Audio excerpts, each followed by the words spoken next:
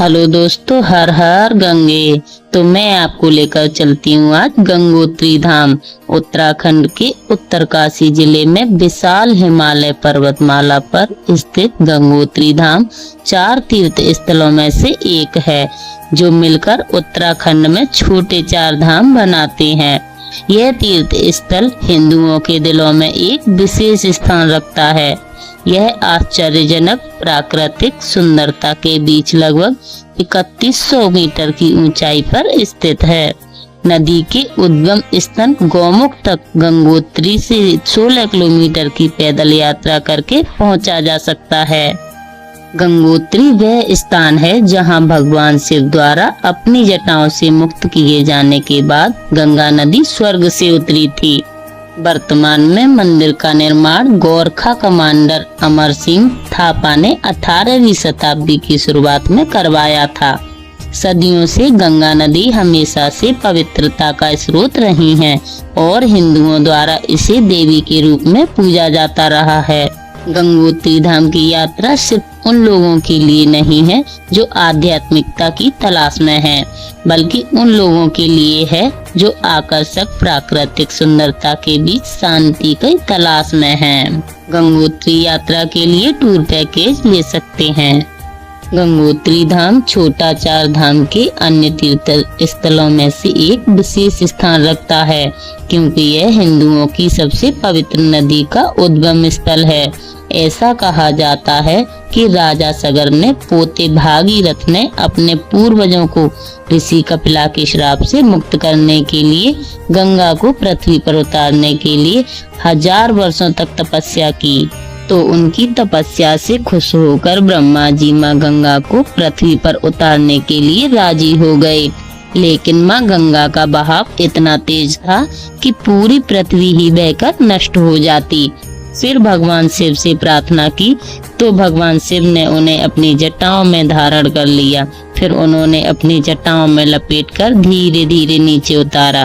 कहने को तो बस एक कहानी है, लेकिन आप यहाँ आकर तो देखिए, सब सच लगने लगेगा।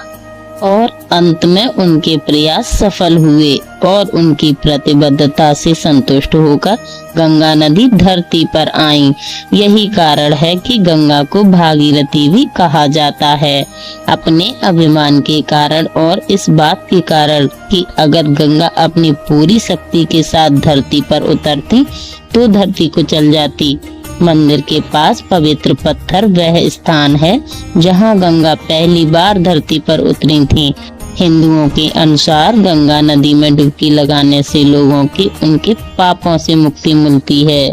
और मैं आपको बता दूं कि मुख्य गंगोत्री मंदिर के अलावा परिसर में कई अन्य भव्य और पवित्र मंदिर हैं।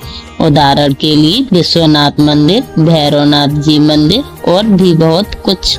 गंगोत्री में कई कुंड और झरने हैं। गौरी कुंड, सूर्य कुंड और गंगनानी गर्म झरनों का गहरा ऐतिहासिक और धार्मिक महत्व है। देवी गंगा की पूजा करने से पहले बड़ी संख्या में तीर्थयात्री अपने मन और शरीर को तरोताजा करने के लिए इन झरनों में स्नान करते हैं। सूर्य कुंड गंगोत्री मंदिर से लगभग 500 मीटर की दूरी पर स्थित है। सूर्य कुंड झरनों के लिए लोकप्रिय है, जिसमें भागीरथी नदी गहरी खाइयों से नीचे की ओर गिरती है। गौरी कुंड एक गर्म पानी का झरना है जो केदारनाथ ट्रैक के लिए बेस कैंप के रूप में भी काम करता है। पहाड़ी स्थलाकृति के शानदार दृश्य इस जगह को देखने लायक बनते हैं। तो जब भी आप गंगोत्री धाम जाएं तो सूर्य कुंड को अवश्य देखें। और मैं आपको बता दूं कि जब भी सूर्य की किरणें उस सूर्य कुंड पर सबसे पहले पड़ती हैं तो इसके जो पत्थर हैं सोने की तरह चमकते हैं। और मैं आपको बता दूं कि गंगोत्री यात्रा अप्रैल या मई से शुरू होती है और अक्टूबर नवंबर में बंद हो जाती है। मंदिर अक्षय तृतीया के शुभ दिन पर खुलता है, जो आमतौर पर अप्रैल के आखिरी सप्ताह या मई के पहले सप्ताह में पड़ता है। भारी बर्फबारी के कारण सर्दियों के महीने में मंदिर बंद रहता है। इस दौरान मूर्ति को पास के गांव मुखवा में स्थानांतरित कर दिया जाता है। गंगोत्री धाम जाने का सबसे अच्छा समय। गंगोत्री धाम की यात्रा के लिए सबसे अच्छा समय अप्रैल मई से जून और फिर सितंबर से अक्टूबर तक रहता है। जुलाई के अंत से सितंबर तक शुरू होने वाले मानसून के दौरान भी आप यहां जा सकते हैं। हालांकि भारी बारिश के कारण कुछ जगहों और सड़कें जाम हो जाती हैं, लेकिन कुछ सावधानियां बरतने के बाद आप इस दौरान भी यहां जा सकते हैं। सर्दियों के दौरान जब भारी बर्फबारी होती है तो यह पर्यटकों के लिए दुर्गम होता है। हवाई मार्ग से देहरादून में जौलीग्रांट हवाई अड्डा गंगोत्री धाम के लिए निकटतम हवाई अड्डा है। पर्यटक हवाई अड्डे में टैक्सी या बस ले सकते हैं।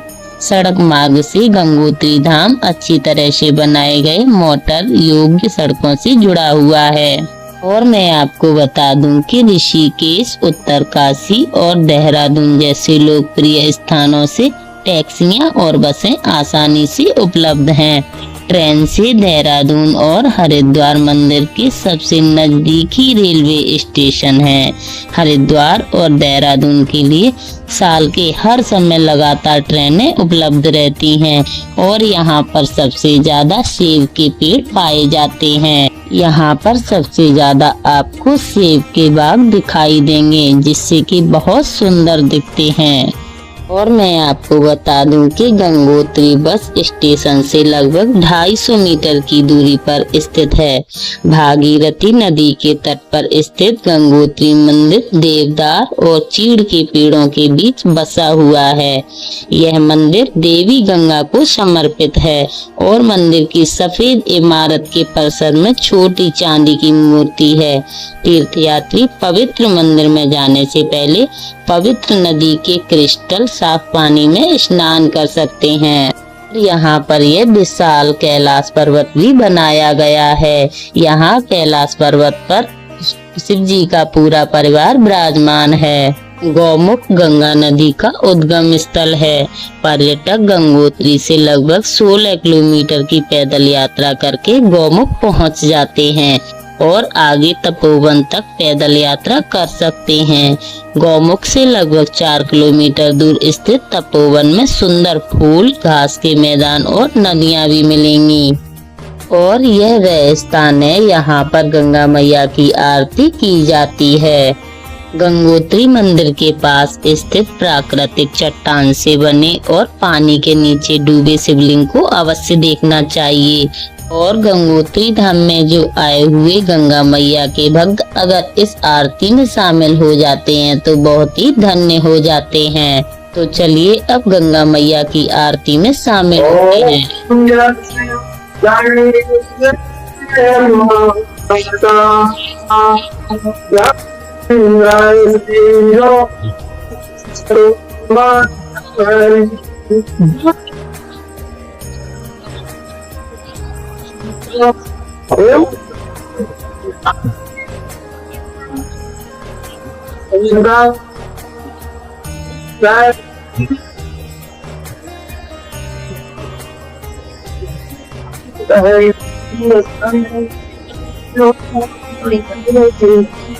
चलिए अब गंगा मैया की आरती समाप्त हो चुकी है और हमने यहाँ गंगा मैया का आशीर्वाद प्राप्त कर लिया है और सभी भक्तों ने खुशहाल आरती की है और सभी भक्त कीर्तन कर रहे हैं। तो मेरी वीडियो आप सभी को कैसी लगी तो कमेंट में जरूर लिखकर बताएं। हर हर गंगे। और मेरे चैनल को लाइक, सब्सक्राइब एंड शेयर जरूर करें।